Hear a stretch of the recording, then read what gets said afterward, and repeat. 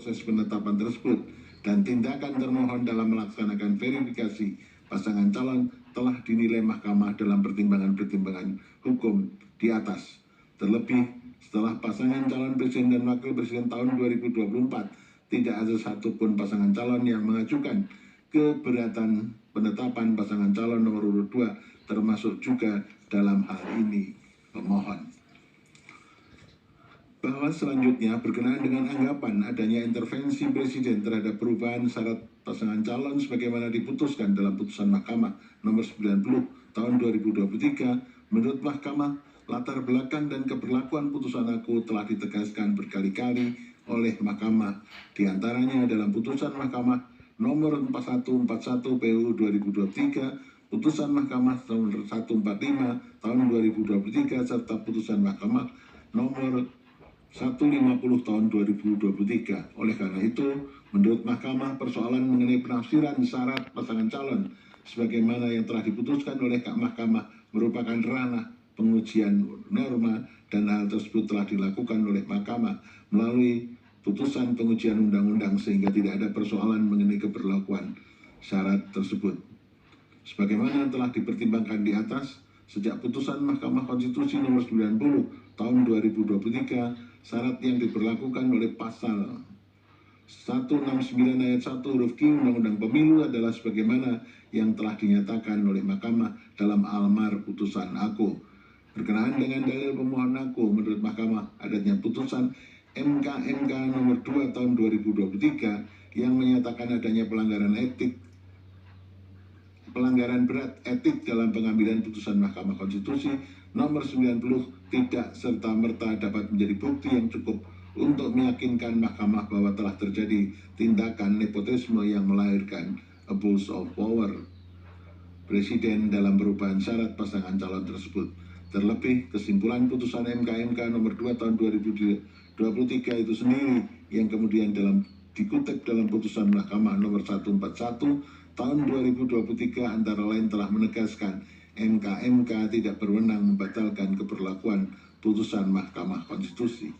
Dalam konteks perselisihan hasil pemilu, persoalan yang dapat didalilkan bukan lagi mengenai keabsahan atau konstitusionalitas syarat, namun lebih tepat ditujukan kepada keterpenuhan syarat dari para pasangan calon peserta pemilu.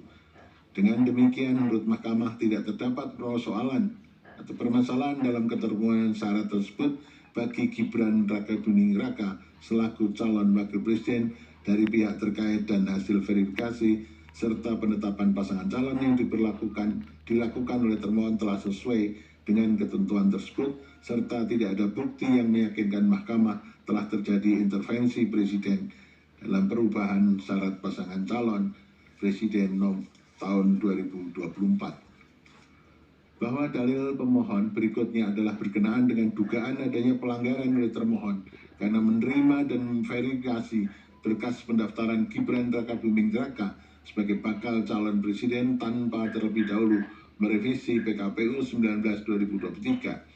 Sebagaimana telah diuraikan di atas, tindakan termohon yang dianggap pemohon langsung menerapkan putusan nomor 90 tanpa mengubah PKPU 19/2023 adalah tidak melanggar hukum, karena apabila termohon tidak langsung melaksanakan putusan Mahkamah nomor 90/2023 justru akan mengganggu tahapan pelaksanaan pemilu dan berpotensi menciptakan pelanggaran hak konstitusional warga negara untuk menjadi calon presiden dan calon wakil presiden. Dari fakta hukum yang terungkap di persidangan, tindakan termohon dalam melakukan verifikasi persyaratan pasangan calon pada tanggal 28 Oktober 2023 dengan mengeluarkan berita acara verifikasi dokumen persyaratan bakal pasangan calon presiden dan wakil presiden model BA verifikasi PPWP KPU telah menjadikan putusan Mahkamah Konstitusi sebagai dasar hukum yang menjadi acuan dalam menyatakan keterpenuhan syarat bakal calon presiden dan wakil presiden. Hal ini dapat terlihat pada tabel lampiran verifikasi dokumen persyaratan bakal calon presiden dan wakil presiden. Terdapat kolom pemeriksaan C, verifikasi persyaratan calon dengan indikat 40 tahun terhitung sejak penetapan pasangan calon berdasarkan tanggal lahir yang tertera pada KTP-L dan atau akta kelahiran atau pernah sedang menduduki jabatan yang dipilih melalui pemilu termasuk kepala daerah, pemilihan kepala daerah yang merupakan isi pasal 169 huruf Q Undang-Undang Pemilu sebagaimana telah dimaknai oleh putusan Mahkamah Konstitusi nomor 90 tahun 2023. Termohon telah kritik peserta pemilu tentang adanya perubahan keadaan hukum baru sebagai akibat putusan Mahkamah Konstitusi nomor 90 tahun 2023 dan telah secara adil pula menerapkan pasangan calon. Oleh karena itu, Mahkamah menilai tindakan termohon dalam menerapkan putusan Mahkamah Konstitusi nomor 90 tahun 2023 merupakan upaya termohon dalam menerapkan dan mempertahankan prinsip jujur dan adil dalam Pilpres tahun 2024. Bahwa terlebih lagi telah terbukti melalui fakta hukum di persidangan, termohon telah berupaya memenuhi semua aturan dan prosedur yang dipersyaratkan untuk menerapkan putusan Mahkamah Konstitusi nomor 90 tahun 2023 inkasu dengan menjalankan segala prosedur perubahan PKPU 19 tahun 2023 dalam bentuk PKPU 23 tahun 2023. Secara substansi perubahan syarat calon, saya ulangi, secara substansi perubahan syarat pasangan calon yang diterapkan termohon dalam keputusan KPU nomor 1378 tahun 2023 dan PKPU 23 tahun 2003 adalah sesuai dengan apa yang telah diperintahkan oleh amar putusan Mahkamah Konstitusi nomor 90 tahun 2023. Syarat ini diberlakukan kepada seluruh bakal pasangan calon presiden tahun 2024 sehingga tidak terbukti adanya dugaan keterpilihan termohon terhadap pihak terkait dalam proses penetapan pasangan calon presiden tahun 2024. Bahwa berdasarkan pertimbangan hukum di atas, dalil pemohon yang menyatakan terjadi intervensi presiden dalam perubahan syarat pasangan calon dan dalil pemohon mengenai dugaan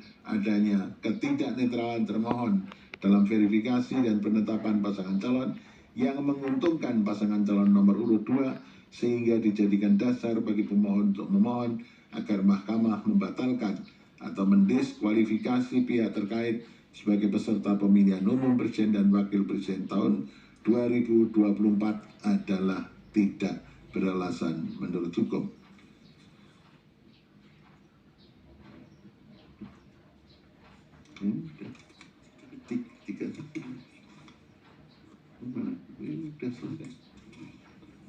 Menimbang bahwa selanjutnya terhadap dalil pemohon berkenaan dengan termohon memanipulasi hasil verifikasi partai politik dengan meloloskan seluruh partai politik untuk menjadi peserta pemilu. Menurut Mahkamah, dalil tersebut tidak didukung dengan bukti yang meyakinkan. Karena berdasarkan fakta hukum yang terungkap di persidangan, proses tahapan verifikasi partai politik telah diawasi oleh Bawaslu. Oleh karena itu, secara hukum dalil akuo harus dikesampingkan. Bahwa berdasarkan pertimbangan hukum tersebut, dalil pemohon akuo adalah tidak beralasan menurut hukum.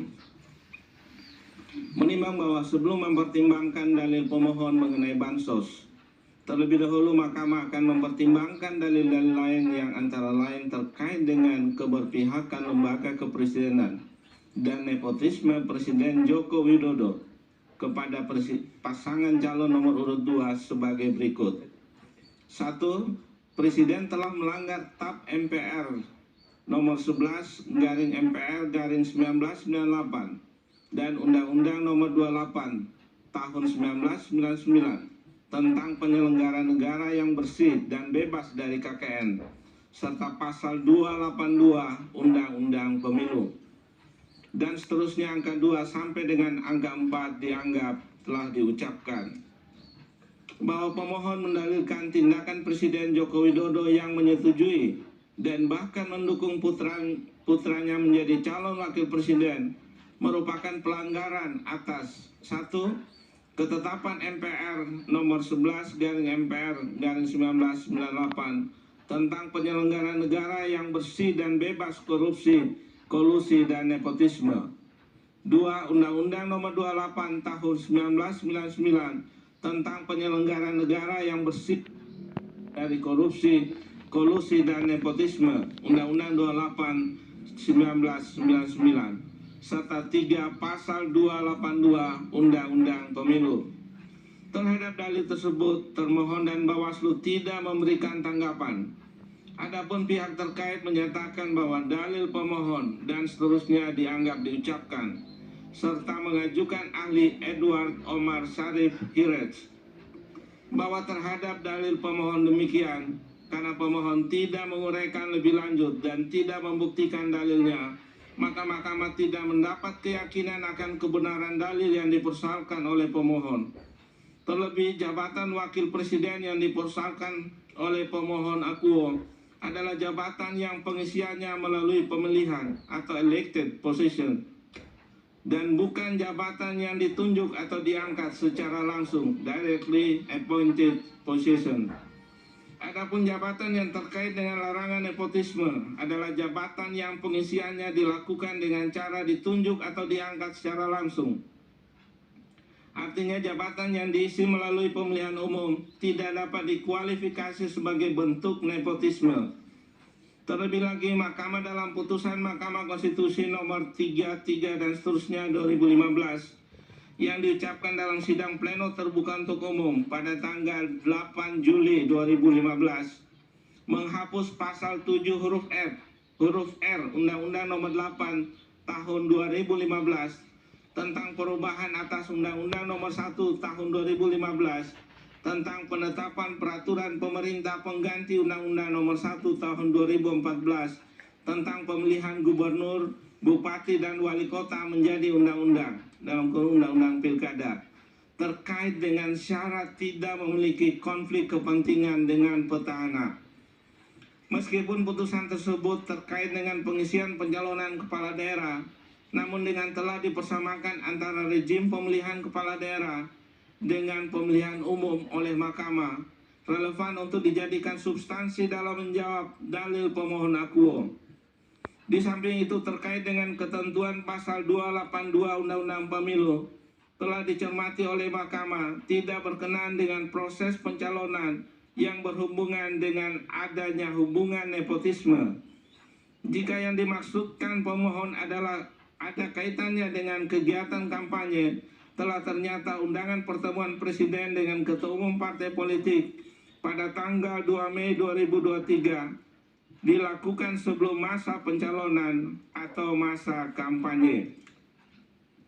Bahwa berdasarkan uraian pertimbangan hukum tersebut, Mahkamah berpendapat dalil pemohon mengenai pelanggaran atas ketetapan MPR nomor 11 garing MPR garing 1998, Undang-Undang 28 tahun 1999 dan pasal 282 Undang-Undang Pemilu adalah tidak beralasan menurut hukum.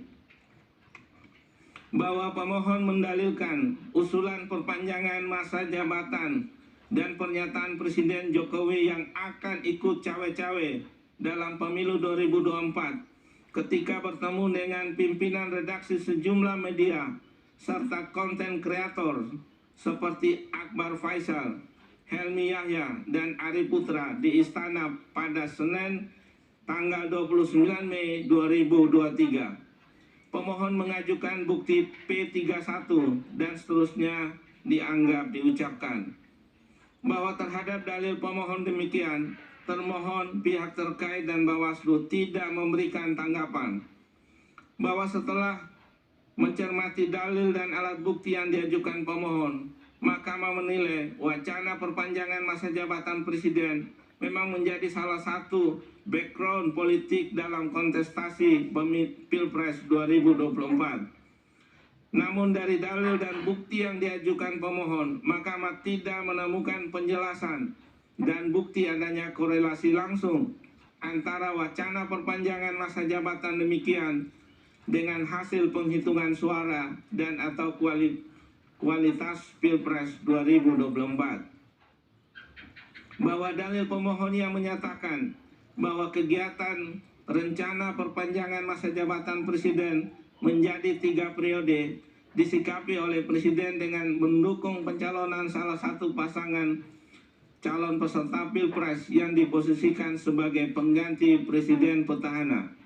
Menurut Mahkamah, kebenarannya tidak dapat dibuktikan lebih lanjut oleh pemohon. Demikian pula dalil bahwa presiden akan cawe-cawe dalam pemilu 2024 akuo. Menurut Mahkamah tidak diuraikan lebih lanjut oleh pemohon seperti apa makna dan dampak cawe-cawe yang dimaksud pemohon, serta apa bukti tindakan cawe-cawe demikian. Bahwa berbagai alat bukti yang diajukan pemohon, baik bukti berupa artikel atau rekaman video berita dari media massa, memang menunjukkan kegiatan dan pernyataan presiden yang berkehendak untuk cawe-cawe dalam pemilu presiden dan wakil presiden tahun 2024. Video bukti P36 dan bukti P120. Namun pernyataan demikian menurut Mahkamah tanpa bukti kuat dalam persidangan dan tidak dapat begitu saja ditafsirkan sebagai kehendak untuk ikut campur dalam penyelenggaraan pemilu presiden dan wakil presiden tahun 2024 dengan menggunakan cara-cara di luar hukum dan di luar konstitusi. Terlebih terhadap dalil pemohon tiadanya pihak yang keberatan, khususnya dari peserta pemilu presiden dan wakil presiden tahun 2024 setelah ada penetapan pasangan calon presiden dan wakil presiden yang mempersoalkan pernyataan adanya cawe-cawe dari presiden terhadap penyelenggaraan pemilu presiden. Demikian halnya Mahkamah juga tidak mendapatkan bukti adanya korelasi antara bentuk cawe-cawe dimaksud dengan potensi perolehan suara salah satu pasangan calon presiden dan wakil presiden pada pemilu tahun 2024. Bahwa berdasarkan pertimbangan hukum sebagaimana diuraikan di atas, Mahkamah menilai dalil pemohon tidak beralasan menurut hukum. Bahwa pemohon mendalilkan Presiden Joko Widodo melakukan konsolidasi dengan partai-partai koalisi pada tanggal 2 Mei 2023 di Istana Negara untuk melanggengkan kekuasaannya, Presiden bersikap tidak netral dan seterusnya dianggap telah diucapkan. Pemohon mengajukan alat bukti berupa bukti P36 dan seterusnya dianggap diucapkan. Bahwa terhadap dalil pemohon demikian, termohon pihak terkait dan Bawaslu tidak memberikan tanggapan. Bahwa setelah mencermati dalil dan alat bukti yang diajukan pemohon mengenai penggunaan data intelijen untuk menekan partai politik, Mahkamah menilai pemohon tidak menguraikan dan membuktikan lebih lanjut bagaimana tekanan demikian dilakukan. Demikian pula dalil mengenai pertemuan Presiden Joko Widodo dengan para ketua umum partai politik yang kemudian menjadi pengusung pasangan calon nomor urut 2. Mahkamah menilai pemohon tidak menguraikan dan membuktikan lebih lanjut bahwa pertemuan yang didalilkan tersebut membawa dampak pada hasil pemilu presiden dan wakil presiden. Oleh karena itu, Mahkamah tidak mendapatkan keyakinan akan kebenaran dalil pemohon akuo, sebab pemohon tidak membuktikan lebih lanjut dalam persidangan, baik cara maupun substansi dari pertemuan dimaksud yang dapat dinilai sebagai bentuk tekanan. Seandainya pun informasi intelijen dari BIN, BAIS, dan intelijen Polri tersebut benar, iulah tersebut bukan merupakan kewenangan Mahkamah untuk menilainya dalam perkara PHPU akuo. Bahwa berdasarkan pertimbangan hukum demikian, Mahkamah berpendapat dalil pemohon tidak beralasan menurut hukum. Bahwa pemohon mendalilkan Presiden Joko Widodo dengan sengaja menaikkan tunjangan kinerja pegawai Bawaslu melalui Peraturan Presiden Nomor 18 Tahun 2024 dan seterusnya dianggap telah diucapkan. Pemohon mengajukan alat bukti berupa P104. Bahwa terhadap dalil pemohon demikian, termohon tidak memberikan tanggapan. Pihak terkait menerangkan dalil pemohon tentang kenaikan gaji dan tunjangan penyelenggara pemilu di momen kritis adalah dalil yang keliru dan mengada-ada, dan seterusnya dianggap telah diucapkan. Bahwa mengenai bukti PK 158 sampai dengan bukti PK 162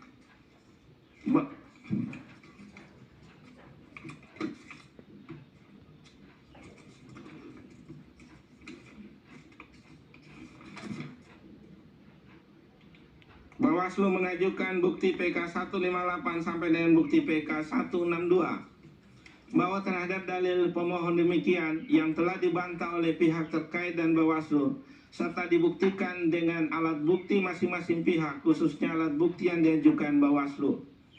Mahkamah menemukan fakta hukum bahwa tunjangan kinerja pegawai di lingkungan Sekretariat Jenderal Badan Pengawas Pemilu memang mengalami kenaikan sebagaimana dituangkan dalam Perpres nomor 18 tahun 2024 tentang tunjangan kinerja pegawai di lingkungan Sekretariat Jenderal Badan Pengawas Pemilihan Umum bertanggal 12 Februari 2024, vide bukti PK 162. Kenaikan tunjangan kinerja demikian secara faktual memang ditetapkan Presiden mendekati hari pemungutan suara. Namun proses pengurusan kenaikan tunjangan kinerja telah dilakukan Bawaslu setidaknya sejak pertengahan tahun 2021 yang terlihat dari surat menyurat terkait tunjangan kinerja antara Bawaslu dengan Kementerian Pemberdayaan Aparatur Negara dan Reformasi Birokrasi. Vide bukti PK 158 sampai dengan bukti PK 161. Bahwa